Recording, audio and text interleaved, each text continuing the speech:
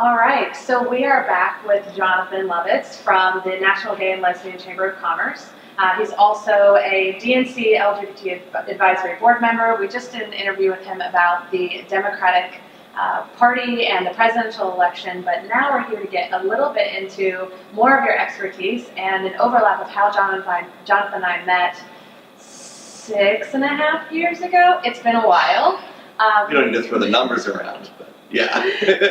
We met during my year of advocacy as Miss New York, overlapping in so many different LGBT organizations. And so we know that this is such a big issue, LGBT issues across the entire country, but specifically North Carolina has been the heated conversation. Terrific here at home. One of the most visible bills is HB2 in North Carolina, which is a state-sanctioned anti-LGBT, publicly funded discrimination law, using taxpayer dollars to tell a transgender person that they must use the bathroom of the gender assigned to them at birth, even though gender reassignment and your personal information is considered legally acceptable in defining where you want to go. Two important facts. One, already we're seeing a federal challenge from this, because this does affect, this cuts across the entire state, including state-sponsored universities. Right, with Title IX. Right, and so both Title IX and Title VII require that there be absolutely no restrictions on accommodations based on gender. So the state of North Carolina, it could lose hundreds of millions of dollars in federal funding. That on top of the businesses that have already pulled their operations or are threatening to no longer expand operations there. Hundreds of jobs have been lost, tens of millions of dollars in revenue have been lost, concerts have been pulled, movies have halted production, and all they have to do is kill this bill, turn it over. And so what stops them from doing that? The state has already lost over $500 million in revenue in the past just few weeks. What is stopping them from overturning that, from stopping Pat McCrory, the governor, from pulling back on this legislation? There's some who consider it, the states' rights issue, that they should be able to govern this, even though federal laws, particularly those governed by those who are watchdogs for human rights across the country, say that this is an absolute violation of rights, be it related to gender, sexual orientation, or whatever.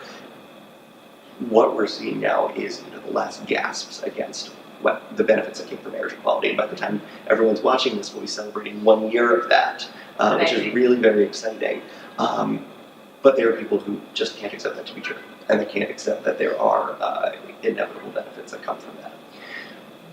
One of the best perspectives in understanding why this will never work is that we are a company that thrives on good business, an organization, a country that thrives on good business, and the business case against this is so strong. You have the billions of dollars that are at stake in North Carolina and states around the world, around the country. I mean, that already turned the tables in Georgia. They pulled their bill. Because they saw what was going to happen to their film industry, their travel industry, all of that. And we as the Chamber of Commerce and all of our supporters and backers are very active in fighting this in state legislatures across the country. It's damaging for business, it's morally reprehensible. And the basic concept is if you pay your taxes in the United States, if you pay 100% of your taxes, you should get 100% of the laws. And this is an effort to permanently damage red-blooded, tax-paying, job-creating, loving Americans who just want to live their lives. And it's also remarkable that this only happens in red states run by Republican governors and legislatures, when one of their primary tenets is small government that should be out of your life. So by all means, please get out of our bathrooms. I love that phrase. If you're paying 100% of the taxes, you should have protection from 100% of the laws, and access to 100% of the laws. That's a great soundbite for everyone out there. It helped win the day with marriage equality. That soundbite was used a lot. Sure, yeah absolutely. Relative to some of the Religious Freedom Acts, Religious Freedom Restoration bills, they've been a couple different names. We saw that really started in Indiana, went to Arkansas, and now it's still in conversation in other states, even a year and a half later. So how do these laws differ from the transgender bathroom laws?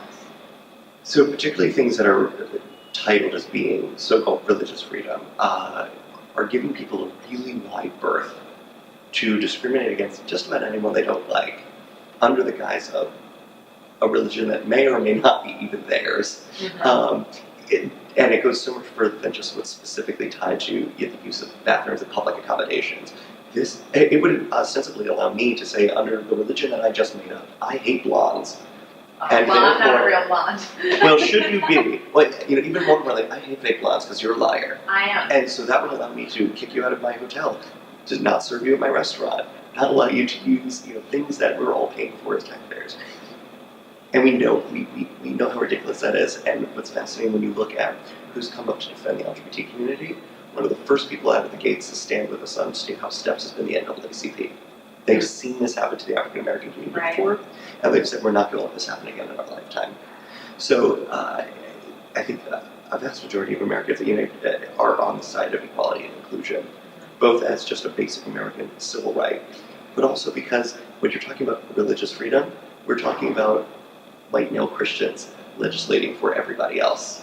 And when you consider we are growing up in a majority-minority country right now, there are a lot of religions that don't fit into this mold that they're trying to use to discriminate against people with your and my tax dollars to do it. So that's a real reckoning that's going to have to happen very soon. Absolutely. Just from a personal perspective, do you consider yourself to be a religious person? I do. I'm kind of involved with the Jewish community here in New York and nationwide. And again, that's another lobby that, while particularly conservative sects of Judaism have issues with homosexuality, one thing they agree with across the board is we've seen this before. Mm-hmm. And what starts as just, segregation and deep-seated, culturally rooted hatred against one group starts to snowball out of control into being, before you know it, like the bill, for example, in Tennessee, not only allows you to publicly discriminate against LGBT people, unwed mothers, interracial couples, things that are protected by the Constitution. They're now being given a license to discriminate and keep these people out of their homes, their hotels, their restaurants, their businesses. And it's 2016. So we can't really expect these to stick around for a while. I think we can expect more federal action, more Supreme Court cases brought up against this. All the more reasons we're talking about this in an election year context. Remember, your vote matters because your vote helps choose who chooses Supreme Court justices. So if you're a woman who likes your right to choose, if you're an LGBT person who likes your freedom to marry, if you're an LGBT person who likes your freedom to go to the bathroom wherever you like, and if you're an African American person who enjoys your voting rights that you have fought for, your voice matters. I saw a really powerful sign. It was just a photo on Instagram or Facebook of a woman holding up a sign. It was an older Caucasian woman holding up a sign that said, in the 60s it wasn't about the water fountains, and it sure is not about the bathrooms today. And so you made a comment alluding to that as well. What do you, as someone who is on these advisory boards and really thinking into the future, trying to be one step ahead, what do you think is next? Do you think there's a next attack on civil liberties that we need to be prepared for or watching out for? I think so. There's some interesting think pieces coming out now about the rise of this sort of deeply fascist. I think they're calling it the Confederate revival again. Especially down in the deep South, of people who really believe in separating people in America.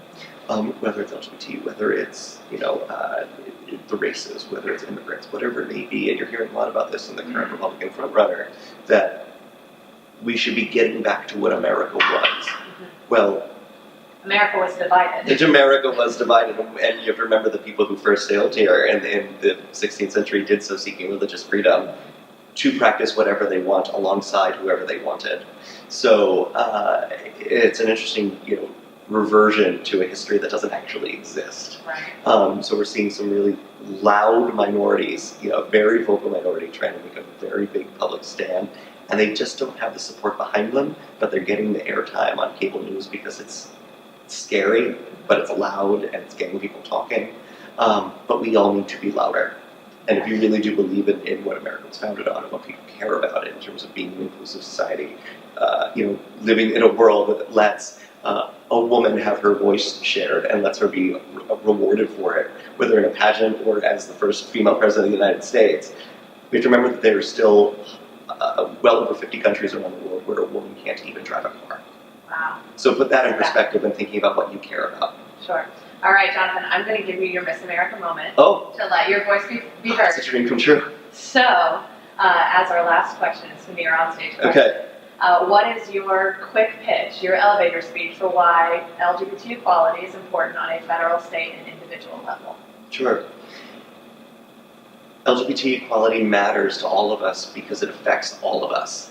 Whether there is someone in your life that is directly LGBT that you know of, or the person that you are sitting next to, or the person that you have loved all your life but never even knew, you have to remember they're a person first. And it's their humanity that we're fighting for. It's their dignity. It's the love that we want to share with each other that matters. And what's good for all of us is good for all of us. So we can't just be fighting for LGBT rights. We have to be fighting for women's rights and immigrants' rights and Hispanic rights and disability rights and for everyone. Because when we all do better, we all do better. Absolutely. You just got the crown. 20%. Yes. The on-stage question is not 20%, so I think you just Dreams come true. sealed the deal. Thank you. Awesome. Thank you so much for being here with us. My pleasure, and good luck to all of you.